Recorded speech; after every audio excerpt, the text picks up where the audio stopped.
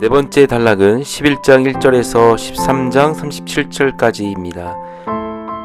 여기서는 예루살렘과 성전을 무대로 하여 모든 이야기가 진행됩니다. 우리는 두 가지 주제를 갖고 본문의 내용에 접근할 수 있습니다. 먼저 예수님께서 예고하신 예루살렘과 성전의 종말입니다. 예수님은 오랫동안 종교적으로 상업적으로 더럽혀져 본래의 기능을 상실한 성전의 시대가 사실상 끝이 나고 주의 재림과 함께 새 시대가 도래할 것을 예고하십니다. 두 번째로 살펴볼 주제는 예수님의 권위에 대한 여러 장면들입니다.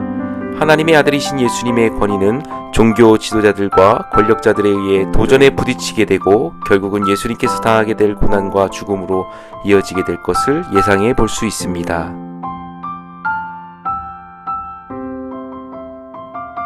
예수님의 예루살렘 입성은 사람들의 열렬한 기대와 환호 속에서 이루어졌습니다. 특히 호산나 찬송하리로다 주의 이름으로 오시는 이여 찬송하리로다 오는 우리 조상 다윗의 나라여 가장 높은 곳에서 호산나라고 환호하며 예수님의 입성에 열광한 백성들의 반응은 새로운 왕의 등극에 대한 그들의 열망을 보여주고 있습니다. 그러나 사람들의 기대와 달리 예수님은 고난을 받는 종으로 예루살렘에 입성하고 계신 것입니다. 아무도 이 사실을 알아차리지 못하고 오직 예수님 자신만 알고 있을 뿐입니다. 더욱이 사람들은 예루살렘 성전의 과거 영광을 회복시킬 메시아로서 예수님에 대한 기대를 갖고 있었지만 반대로 예수님은 예루살렘 성전의 종말을 예고하면서 사실상 이스라엘 백성의 민족적 종교적 중심지의 역할을 하던 성전의 시대는 끝이 났다는 사망 선고를 내리십니다.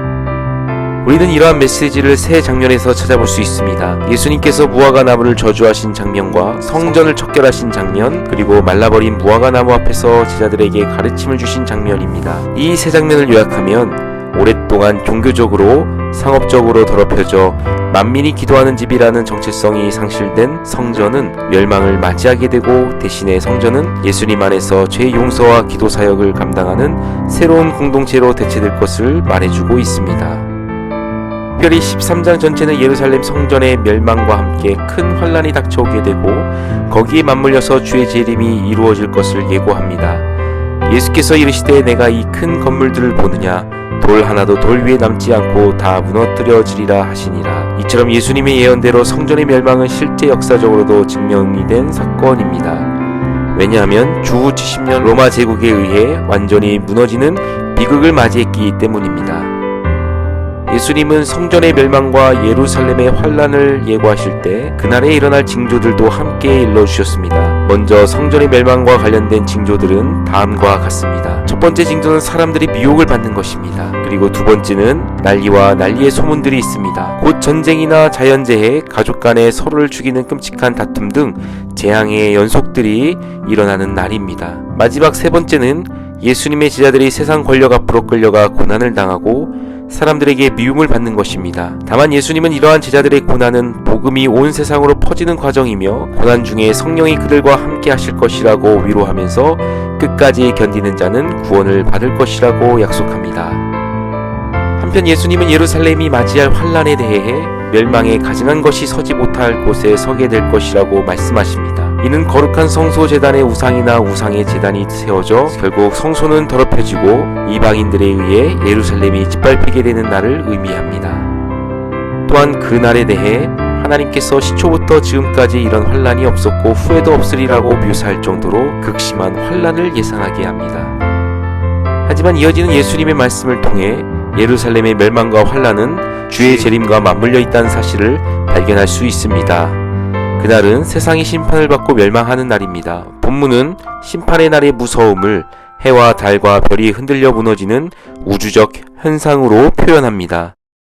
동시에 새로운 하나님 나라가 완성되는 날입니다. 예수님께서 구름을 타고 큰 권능과 영광으로 나타나서 온 세상에서 주의 백성들을 모아 하나님 나라를 세우고 완성하실 것이라고 말씀하고 있기 때문입니다. 다만 예수님은 그날의 정확한 때는 오직 하나님 아버지만 아시는 비밀이기 때문에 주의 백성들은 그날이 올 때까지 늘 깨어 있어야 한다는 교훈을 남기기도 하십니다.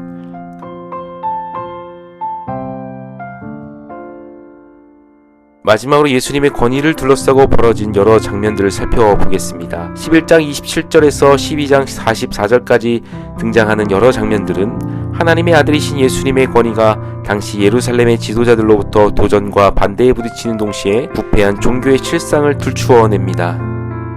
특히 권위에 대한 논쟁과 포돈 농부의 비유는 예수님께서 가지신 권위의 출처가 하나님께 있음을 보여주고 있습니다. 따라서 그런 예수님을 죽이고자 하는 종교 지도자들의 적대적인 태도는 하나님의 권위에 정면으로 도전하는 행위라는 점을 드러내고 있습니다. 이어지는 세금과 부활에 대한 논쟁은 종교 지도자들이 예수님을 공경에 빠뜨리려고 했다가 오히려 그들의 부패와 불신앙이 낱낱이 드러나는 장면입니다. 또한 서기관을 삼가라는 예수님의 가르침과 가난한 과부의 헌금은 거짓되고 위선적인 이스라엘 종교 사회의 실상을 폭로하는 장면입니다. 무엇보다 우리는 이러한 장면들 가운데서 그 중심에 있는 예수님의 가르침에 주목해 볼 필요가 있습니다. 그것은 예수님께서 하나님을 사랑하고 이웃을 사랑하는 것보다 성전의 제사와 제물을 바치면서 화려한 종교적 삶을 추구하는 당시 유대 사회의 모습을 정죄하신 것입니다. 결국 종교 지도자들과 당시 사회에 대한 예수님의 비판과 정죄는 그들의 손에 의해 예수님이 십자가에 못 박히게 되는 결과로 이어지게 됩니다. 이번 영상에서 나눈 두 주제를 통하여 우리는 무엇을 생각해보면 좋을까요? 진정한 신앙은 건물에 의존하지 않습니다. 또한 외적으로 화려한 예배의식이나 물질적 풍요는 우리의 참된 신앙을 보장해주지 못합니다. 왜냐하면 그런 것들은 영원하지 않기 때문입니다. 그러므로 우리가 정말 걸어가야 할 참된 신앙의 길은 화려함과 부유함 속에 있지 않고 예수님의 고난에 동참하며 그분의 사랑을 실천하는 삶 속에 있다는 사실을 함께 기억했으면 좋겠습니다.